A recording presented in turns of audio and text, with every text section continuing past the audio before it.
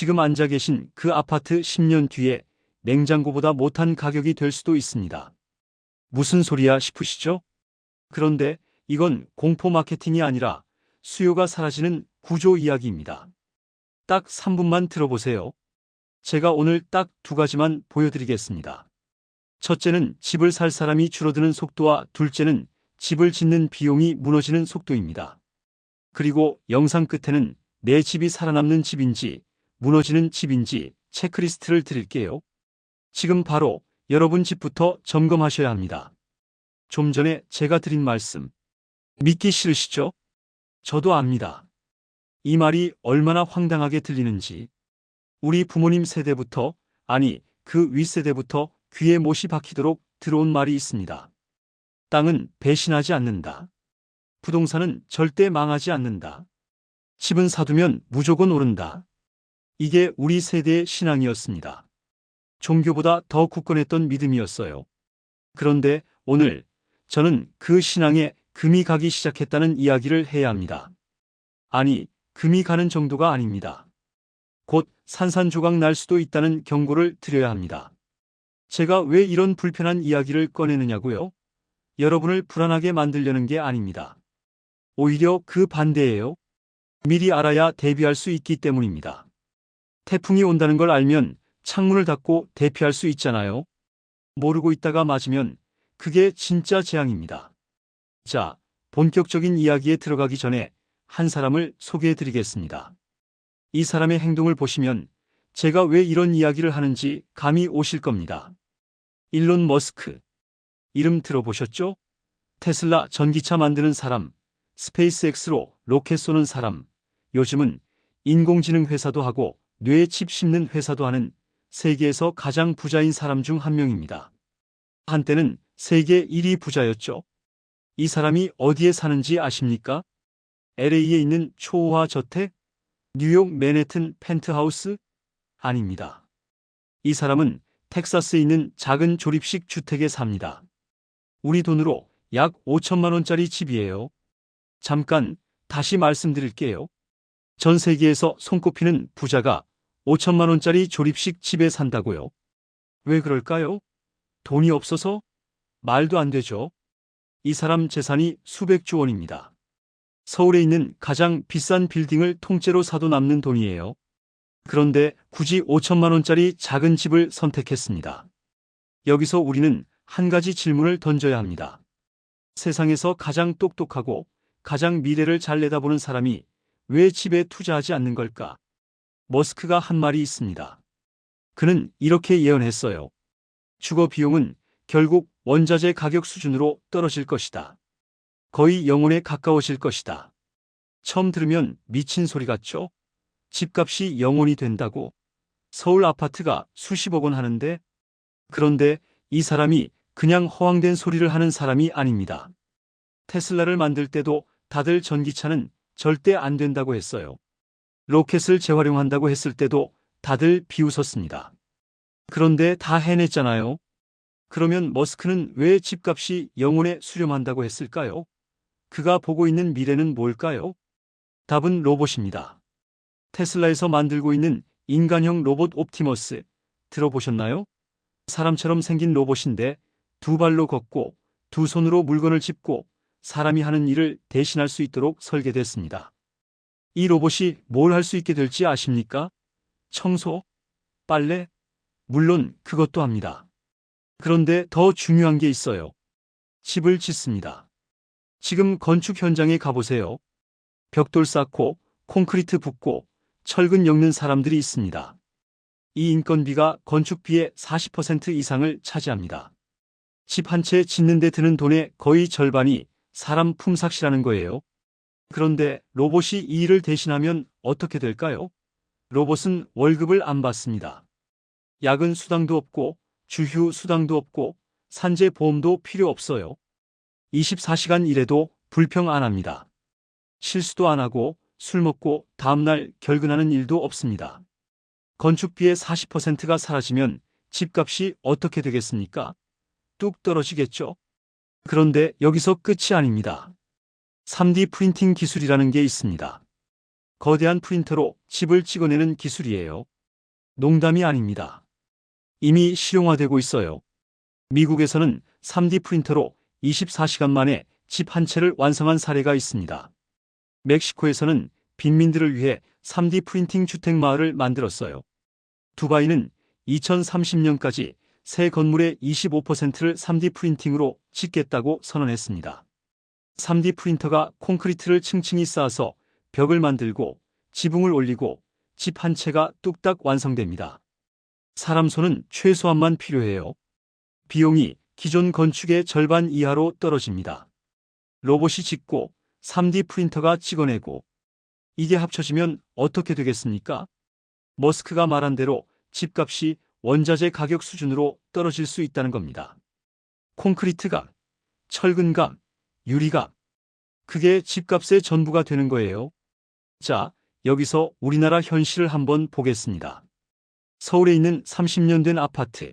지금 얼마에 거래됩니까? 10억 원? 15억 원? 어떤 데는 20억 원 넘기도 합니다. 30년 된 건물이에요. 콘크리트가 노후화되고 배관이 낡고 단열도 안 되는 그 건물을 10억, 20억 주고 삽니다. 왜요? 앞으로 더 오를 거라고 믿으니까.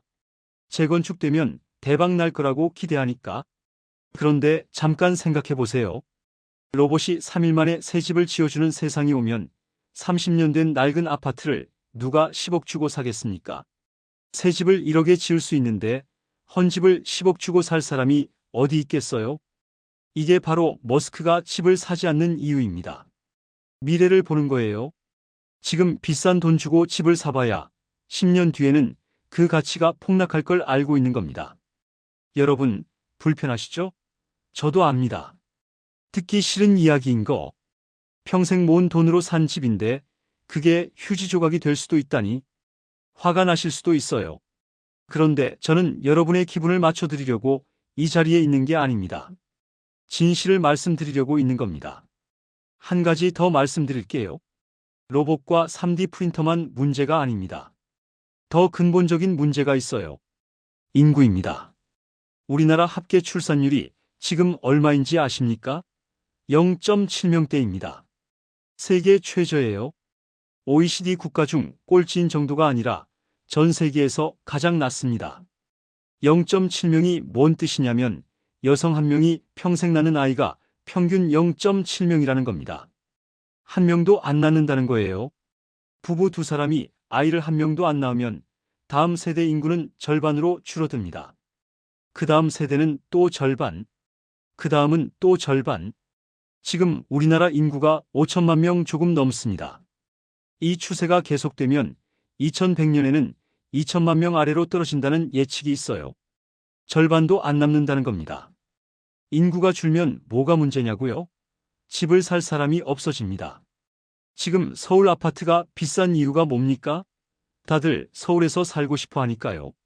수요가 많으니까 가격이 올라가는 겁니다. 경제학에서 제일 기본되는 수요와 공급의 법칙이에요.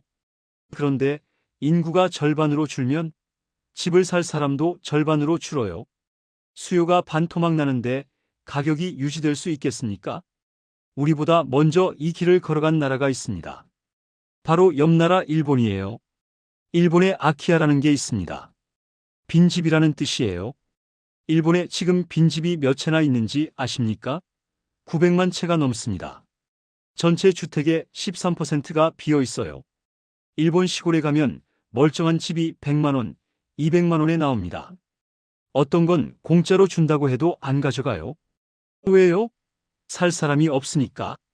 그 동네에 일자리가 없고 젊은 사람이 없고 병원도 없고 마트도 없으니까 아무도 안 사는 겁니다. 이게 우리나라의 20년 뒤, 30년 뒤 모습입니다. 아니, 벌써 시작됐어요. 우리나라 지방 소도시들 가보세요. 빈집이 늘어나고 있습니다. 폐교가 속출하고 있습니다. 젊은 사람들은 다 서울로, 수도권으로 빠져나갔어요. 지방에 있는 아파트 가지고 계신 분들 계십니까? 솔직히 말씀드릴게요. 지금 가격이 최고점일 수 있습니다. 앞으로 오르기 어렵습니다. 살 사람이 점점 줄어드니까요. 서울은 괜찮다고요? 서울도 안심할 수 없습니다.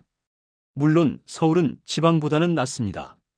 인구가 줄어도 남은 사람들이 서울로 몰리니까 수요가 어느 정도는 유지될 거예요. 하지만 지금처럼 계속 오르기는 어렵습니다.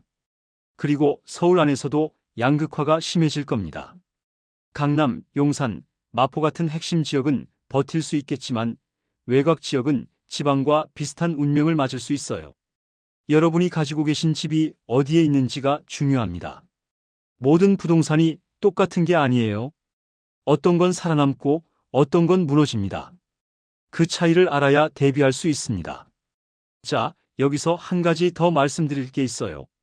많은 분들이 이렇게 생각하십니다. 우리 아파트는 재건축되면 대박이야. 지금 낡았지만 나중에 새로 지으면 가격이 2배, 3배로 뛸 거야. 저는 이 믿음이 곧 깨질 거라고 봅니다. 왜냐고요? 아까 말씀드렸잖아요. 로봇이 새 집을 아주 싸게 지어주는 세상이 오면 헌집을 부수고 다시 짓는 재건축의 매력이 사라집니다. 재건축이라는 게 뭡니까? 낡은 아파트를 허물고 그 땅에 새 아파트를 지어서 원래 살던 사람들에게 새 집을 주고 남는 집은 팔아서 수익을 내는 겁니다. 이게 성립하려면 새로 지은 집이 비싸게 팔려야 해요. 그런데 새 집을 아주 싸게 지을 수 있는 세상이 오면 새 아파트 값이 떨어지겠죠. 그러면 재건축해봤자 남는 게 없어요. 사업성이 안 나옵니다. 이미 지금도 재건축 사업이 수지타산이 안 맞아서 멈춰 있는 데가 많습니다. 공사비는 올랐는데 집값 상승에 대한 기대는 예전만 못하니까요. 앞으로는 이런 현상이 더 심해질 겁니다. 재건축 대박을 꿈꾸시는 분들, 그 꿈을 재점검하셔야 합니다. 10년 뒤, 20년 뒤에 그 재건축이 정말 될지, 된다 해도 수익이 날지 냉정하게 따져보셔야 해요. 여러분, 지금 제가 드린 이야기가 충격적이셨을 겁니다. 평생 믿어온 것들이 흔들리는 기분이시겠죠? 부동산 불패 신화, 집값은 무조건 오른다는 믿음, 재건축 대박의 꿈, 이런 것들이 한꺼번에 흔들리니까 불안하시죠? 저도 처음 이 사실들을 깨달았을 때 똑같았습니다. 화도 나고 불안하기도 하고 인정하고 싶지 않기도 했어요. 그런데 현실을 외면한다고 현실이 바뀌지 않습니다. 대신 우리가 할 수 있는 게 있습니다. 대비하는 겁니다. 미리 알고 준비하면 위기가 기회가 될 수 있어요. 남들이 허둥대는 사이에 우리는 이미 자리를 잡을 수 있습니다. 그래서 저는 오늘 이 이야기를 하는 겁니다. 여러분을 절망에 빠뜨리려는 게 아니라 절망을 피해갈 길을 알려드리려고요. 지금까지는 충격적인 현실을 말씀드렸습니다. 앞으로는 그래서 어떻게 해야 하는지 구체적인 방법을 알려드리겠습니다. 잠시 숨을 고르시고 다음 이야기에 집중해 주세요.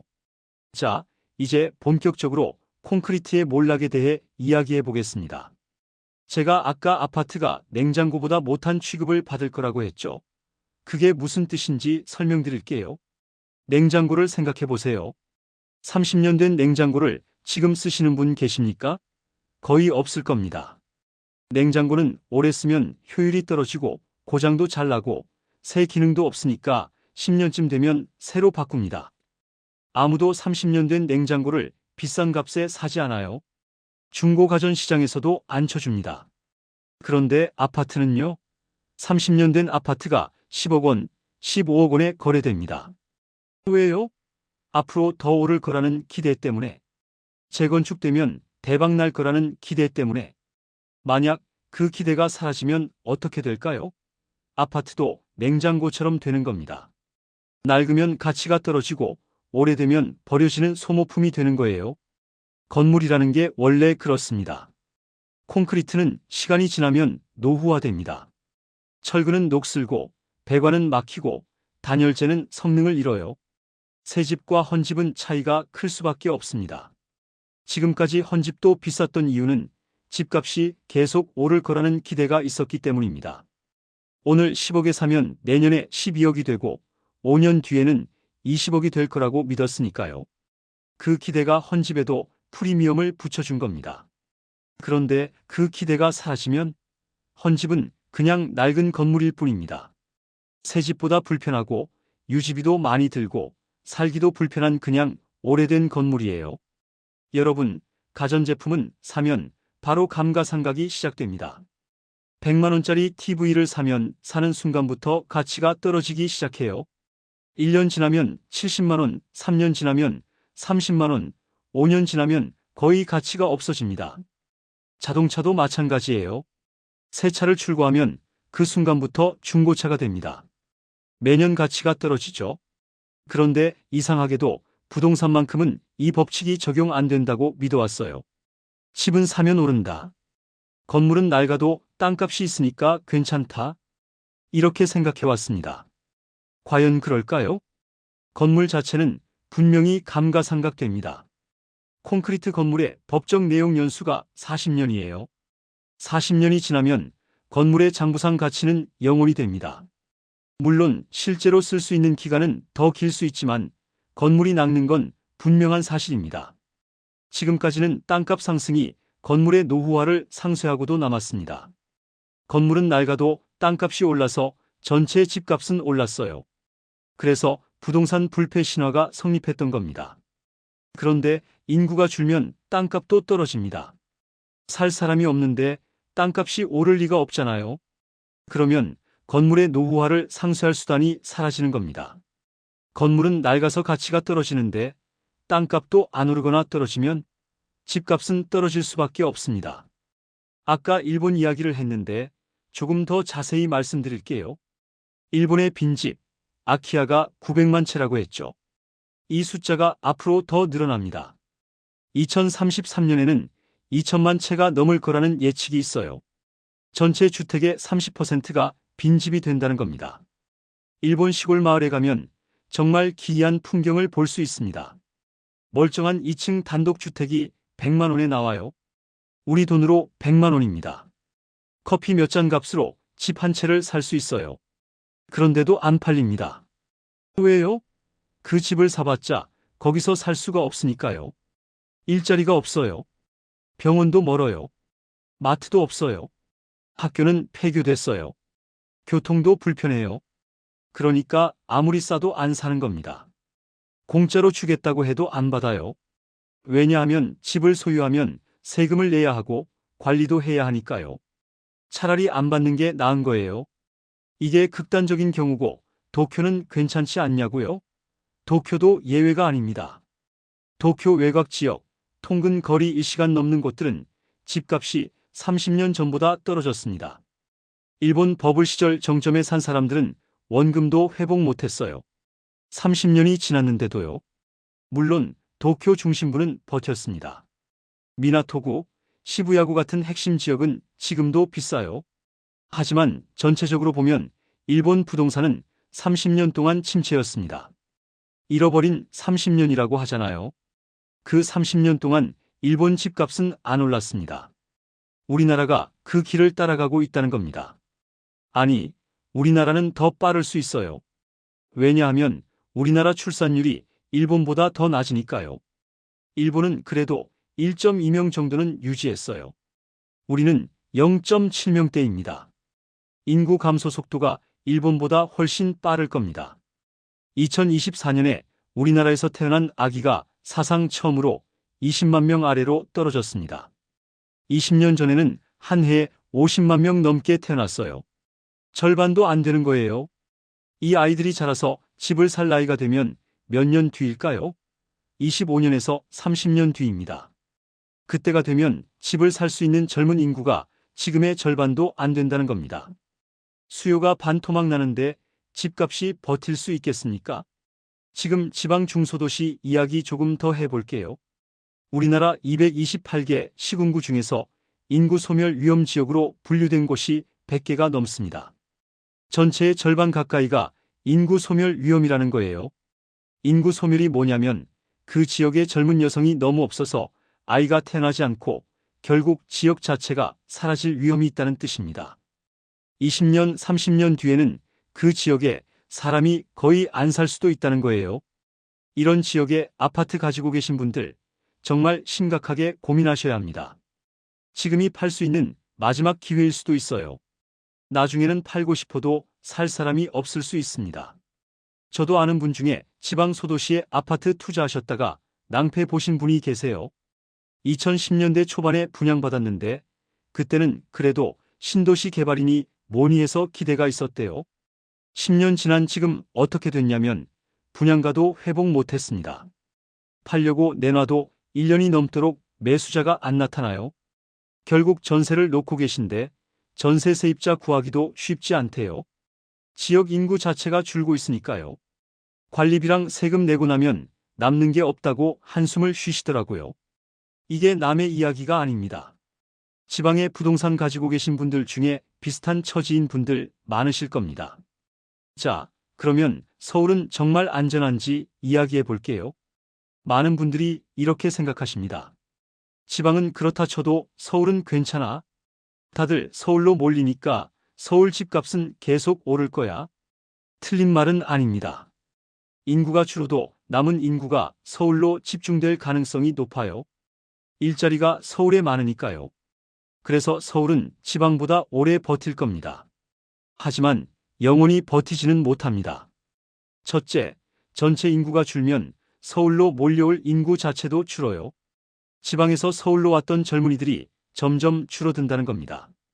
둘째, 서울 내에서도 양극화가 심해집니다. 강남, 서초, 용산, 성동, 마포 같은 핵심 지역은 수요가 유지될 거예요. 하지만 서울 외곽, 노후 주거 지역은 수요가 줄어들 겁니다. 셋째, 로봇과 AI 시대가 오면 서울에 살아야 할 이유가 약해질 수 있어요. 지금은 좋은 일자리가 서울에 있으니까 다들 서울로 오잖아요. 그런데 재택근무가 일반화되고 AI가 많은 일을 대신하면 굳이 비싼 서울에서 살아야 할 이유가 줄어들 수 있습니다. 어떤 미래학자들은 예측합니다. 앞으로는 대도시 집중 현상이 완화될 거라고. 기술이 발전하면 어디서든 일할 수 있으니까 공기 좋고 물 좋은 시골에서 살면서 온라인으로 일하는 사람이 늘어날 거라고요. 물론 이건 먼 미래 이야기일 수 있어요. 하지만 20년 뒤, 30년 뒤 서울이 지금처럼 압도적일 거라고 장담할 수는 없습니다. 여러분, 부동산이 뭐냐면 결국 미래의 수요에 대한 기대를 사는 겁니다. 이 집을 나중에 누군가 더 비싸게 사줄 거라는 기대가 있어야 지금 비싸도 삽니다. 그런데 그 미래의 구매자가 점점 줄어들고 있어요. 지금 태어나는 아이가 20만 명도 안 됩니다. 20년 뒤, 30년 뒤에 집을 살 세대가 지금의 절반도 안 된다고요. 여기에 로봇이 집을 싸게 짓는 기술까지 더해지면 기존 주택의 가치가 유지되기 어렵습니다. 제가 이렇게 비관적인 이야기를 하는 게 여러분 기분 나쁘시게 하려는 게 아닙니다. 현실을 직시하셔야 대비할 수 있다고 말씀드리는 거예요. 여전히 부동산에 미래가 있다고 말하는 사람들도 있습니다. 그 사람들이 완전히 틀렸다고 말할 수는 없어요. 미래는 아무도 모르니까요. 하지만 확실한 건 과거처럼 무조건 오르는 시대는 끝났다는 겁니다. 앞으로는 오르는 부동산과 떨어지는 부동산이 뚜렷하게 나뉠 거예요. 어떤 건 살아남고 어떤 건 무너집니다. 그 차이를 만드는 게 뭔지, 그래서 우리는 어떻게 해야 하는지 지금부터 말씀드리겠습니다. 여러분, 여기까지 들으시면서 절망하셨을 수도 있어요. 그런데 저는 지금부터 희망의 이야기를 해드리려고 합니다. 위기는 곧 기회입니다. 콘크리트의 시대가 끝나면 그 자리에 새로운 것이 피어납니다. 모든 게 무너지는 건 아닙니다. 무너지는 것도 있고 새로 떠오르는 것도 있어요. 그걸 구분할 줄 아는 눈을 가지셔야 합니다. 자, 먼저 땅 이야기를 해볼게요. 아까 저는 건물은 감가상각 된다고 했습니다. 30년, 40년 지나면 낡아서 가치가 떨어진다고요. 맞습니다. 건물은 소모품이에요. 그런데 땅은 다릅니다. 땅은 닳지 않습니다. 40년이 지나도 100년이 지나도 땅은 그대로 있어요. 물리적으로 사라지지 않습니다. 부동산이라는 단어 자체가 움직이지 않는 재산이라는 뜻이잖아요. 그 부동산의 핵심은 건물이 아니라 땅입니다.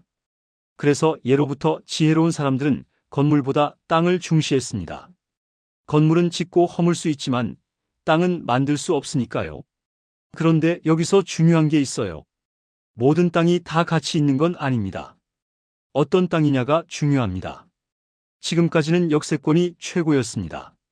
지하철역 가까운 곳, 교통이 편리한 곳이 비쌌어요. 왜요? 출퇴근하기 좋으니까요. 직장 가기 편해야 집값이 비싼 거였습니다. 그런데 앞으로는 달라질 수 있어요. 재택근무가 늘어나면 굳이 역세권에 살 필요가 줄어듭니다. 매일 출근 안 해도 되면 지하철역에서 좀 멀어도 괜찮거든요. 대신 새롭게 뜨는 게 있습니다. 저는 이걸 전력권이라고 부르고 싶어요. 전력권이 뭐냐면 전기가 풍부하게 공급되는 곳이라는 뜻입니다. 앞으로 이런 곳이 급맥이 됩니다. 왜 그러냐면 AI 시대의 핵심 인프라가 데이터 센터이기 때문입니다. 여러분이 쓰시는 스마트폰, 그 안에 있는 앱들, 카카오톡도, 네이버도, 유튜브도 다 데이터 센터에서 돌아갑니다. 여러분이 뭔가를 검색하거나 영상을 보면 그 데이터가 어딘가에 있는 거대한 컴퓨터에서 처리돼서 여러분 폰으로 전송되는 거예요. 그 거대한 컴퓨터가 모여 있는 곳이 데이터 센터입니다. AI가 발전할수록 데이터 센터가 더 많이 필요해집니다. AI가 학습하고 추론하려면 엄청난 컴퓨팅 파워가 필요하거든요. 그래서 전 세계적으로 데이터 센터 수요가 폭발하고 있어요. 데이터 센터가 가장 많이 필요로 하는 게 뭔지 아십니까? 전기입니다. 데이터 센터는 전기를 엄청나게 씁니다. 컴퓨터 서버를 돌리는데도 전기, 그 서버가 뜨거워지니까 식히는 냉방에도 전기. 24시간 365일 쉬지 않고 전기를 먹어요. 하나의 대형 데이터 센터가 쓰는 전기가 웬만한 중소도시 전체가 쓰는 전기보다 많습니다. 그러니까 데이터 센터를 지으려면 전기 공급이 안정적으로 확보되는 곳이어야 해요. 한국전력 송전선이 지나가는 곳, 발전소와 가까운 곳, 전력 인프라가 잘 갖춰진 곳. 이런 곳의 땅값이 앞으로 오를 가능성이 높습니다. 실제로 이미 움직임이 있어요. 미국에서는 데이터 센터 부지로 좋은 땅을 확보하려는 경쟁이 치열합니다. 빅테크 기업들이 전력 공급 좋은 땅을 선점하려고 난리예요. 우리나라도 마찬가지입니다. 경기도 일부 지역, 충청도 일부 지역에 데이터 센터가 들어서고 있어요. 그 주변 땅값이 슬금슬금 오르고 있습니다. 여러분이 땅에 투자하실 생각이 있다면 역세권보다 전력권을 눈여겨보셔야 할 수도 있습니다. 물론 전문적인 판단이 필요한 영역이니까 섣불리 움직이시면 안 되고 공부를 하시고 전문가 조언을 받으셔야 해요. 자, 땅 이야기는 여기까지 하고 이제 더 근본적인 이야기를 해볼게요. 로봇이 집을 짓고 AI가 일을 대신하는 세상이 오면 사람은 뭘 하고 살까요? 많은 분들이 이 질문에 불안해하십니다. 일자리가 사라지면 어떡하나? 내 자식들은 뭘 하고 먹고 살까? 이런 걱정을 하시죠. 그런데 저는 조금 다른 관점을 말씀드리고 싶어요. 일론 머스크 같은 사람들, 미래학자들, 경제학자들 중 일부가 예측하는 미래가 있습니다. 보편적 고소득이라는 개념이에요. 영어로는 유니버설 하이 인컴, 줄여서 UHI라고 부릅니다. 이게 뭐냐면 AI와 로봇이 생산 활동을 대신해서 엄청난 부를 만들어내면 그 부를 모든 사람에게 나눠주는 겁니다. 일하지 않아도 먹고 살 수 있을 정도의 돈을 국가나 사회에서 지급하는 거예요. 비슷한 개념으로 기본소득이라는 게 있잖아요. 모든 국민에게 조건 없이 일정 금액을 주는 거요. UHI는 거기서 한 발 더 나가서 기본적인 생존이 아니라 풍족한 삶을 보장할 정도의 돈을 준다는 겁니다. 황당하게 들리시죠? 일 안 해도 돈을 준다고? 그게 말이 되냐고? 논리는 이렇습니다. AI와 로봇이 사람보다 더 잘, 더 싸게 일할 수 있게 되면 기업들은 사람을 고용할 이유가 없어집니다. 그러면 실업자가 엄청나게 늘어나겠죠? 실업자가 너무 많으면 사회가 불안해지고 물건을 살 사람이 없으니 경제도 안 돌아갑니다. 그래서 AI와 로봇이 만든 부를 세금으로 걷어서 국민에게 나눠주는 게 합리적이라는 거예요. 이게 실현될지 안 될지는 아직 모릅니다. 먼 미래의 이야기일 수도 있고 생각보다 빨리 올 수도 있어요. 하지만 한 가지 확실한 건 노동의 가치가 예전 같지 않아질 거라는 겁니다. 우리 세대는 일해서 돈 버는 게 당연했습니다. 열심히 일하면 잘 산다. 이게 우리의 믿음이었죠. 그런데 앞으로는 열심히 일해도 로봇보다 생산성이 떨어지는 세상이 올 수 있어요. 그러면 사람의 가치는 어디서 나올까요? 바로 여기서 시니어 세대에게 기회가 열립니다. 여러분이 가진 게 뭔지 아십니까? 경험입니다. 60년, 70년 살아오면서 쌓은 경험과 지혜. 이건 AI가 따라올 수 없어요. AI가 아무리 똑똑해도 1960년대 한국이 어땠는지 직접 겪지는 못했잖아요. 전쟁 후 폐허에서 일어난 대한민국의 성장을 온몸으로 체험한 건 여러분뿐입니다. 그 경험이 콘텐츠가 됩니다. 이야기가 됩니다. 젊은 세대가 듣고 싶어하는 가치 있는 자산이 됩니다. 유튜브에 어르신들이 올리는 영상들 인기 있는 거 아시죠? 옛날 이야기, 살아온 이야기, 인생 조언. 젊은이들이 좋아합니다. 왜요? 그들이 경험해보지 못한 세상의 이야기니까요. AI가 아무리 발달해도 만들어낼 수 없는 콘텐츠니까요. 여러분의 경험을 자산화하세요. 글로 쓰든, 영상으로 찍든, 손주에게 이야기해주든. 그 경험은 무형의 부동산입니다. 닳지 않고 사라지지 않고 시간이 갈수록 희소해지는 자산이에요. 콘크리트 아파트는 30년 지나면 낡습니다.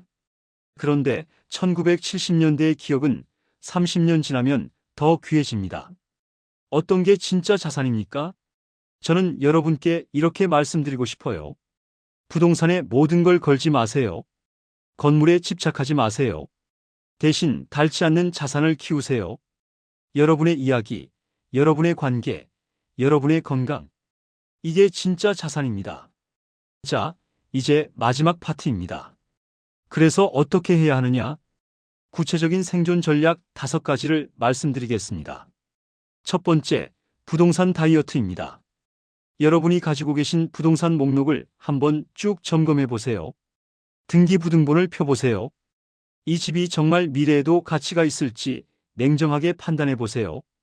핵심 지역의 좋은 물건은 지키셔도 됩니다. 서울 강남, 용산, 마포 같은 핵심 지역, 신축이나 상태 좋은 아파트, 이런 건 앞으로도 수요가 있을 거예요. 하지만 지방의 구축 아파트, 인구 소멸, 위험 지역의 부동산, 재건축 기대만으로 버티고 계신 낡은 건물, 이런 건 심각하게 고민해 보셔야 합니다. 버릴 건 버리세요. 지금 손해를 보더라도 파는 게 나중에 더 큰 손해를 막을 수 있어요. 떨어지는 칼날을 잡지 마세요. 물론 쉬운 결정이 아닙니다. 평생 모아서 산 건데 손해보고 팔라니 마음이 아프시죠? 그런데 더 떨어지기 전에 정리하는 게 현명한 선택일 수 있어요. 다이어트가 왜 필요한지 아시잖아요.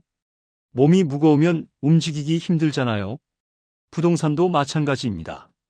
불필요한 부동산을 너무 많이 안고 있으면 발목이 잡힙니다. 가볍게 만드세요. 두 번째, 경험을 자산화하세요. 아까 말씀드렸죠? 여러분의 경험이 콘텐츠가 된다고요. 여기서 AI를 활용하시면 좋습니다. 챗GPT 같은 AI 비서를 써보세요. 여러분이 말로 이야기하면 AI가 글로 정리해 줍니다. 책으로 만들 수도 있고 블로그에 올릴 수도 있어요. 어렵게 생각하지 마세요.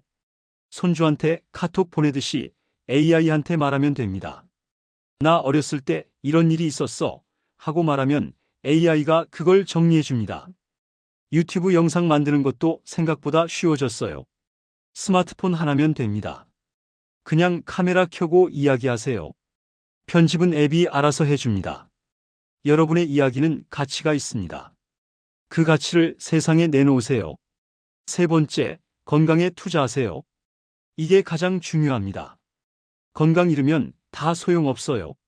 앞으로 로봇이 집안일을 도와주고 AI가 건강을 관리해주는 세상이 옵니다. 웨어러블 기기가 혈압 재고, 혈당 재고 이상 있으면 바로 알려줘요. 로봇이 재활 운동도 도와주고 필요하면 간병도 해줄 겁니다. 그런데 그런 기술의 혜택을 받으려면 기본적인 건강이 유지돼야 합니다. 완전히 쇠약해지면 아무리 기술이 발달해도 한계가 있어요. 지금부터 건강 관리하세요. 걸으세요. 스트레칭 하세요. 제대로 드세요. 병원 정기 검진 빼먹지 마세요. 건강은 복리로 쌓입니다.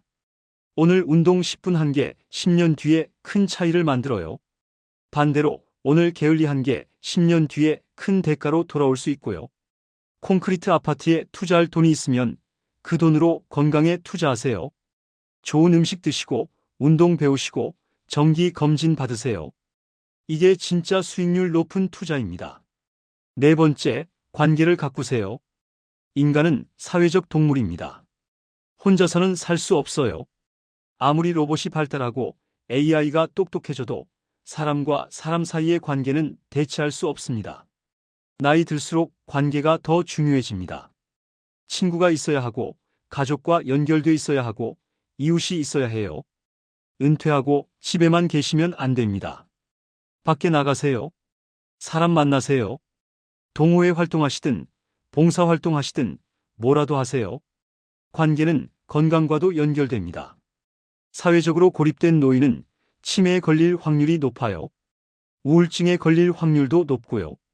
반대로 사회적 관계가 활발한 노인은 더 건강하고 더 오래 삽니다. 부동산 자산이 없어도 관계 자산이 풍부하면 행복할 수 있어요. 통장에 돈이 아무리 많아도 외롭고 고독하면 불행합니다. 진짜 부자는 돈 많은 사람이 아니라 전화할 친구가 있는 사람입니다. 다섯 번째, 열린 마음을 가지세요. 이게 마지막이자 가장 어려운 것일 수 있어요. 세상이 빠르게 변하고 있습니다. 우리 세대가 젊었을 때와는 완전히 다른 세상이 되고 있어요. 그 변화를 두려워하지 마세요.